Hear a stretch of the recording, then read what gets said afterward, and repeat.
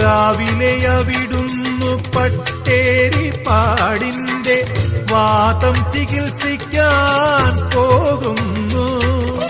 നാരായണീയമാ ദക്ഷിണയും വാങ്ങി നേരെ മധുരയ്ക്കു മടങ്ങുന്നു.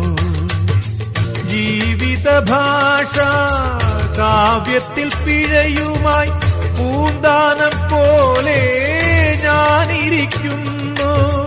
കൃഷ്ണ തോറ്റു ഞാൻ ഭഗവാനെ.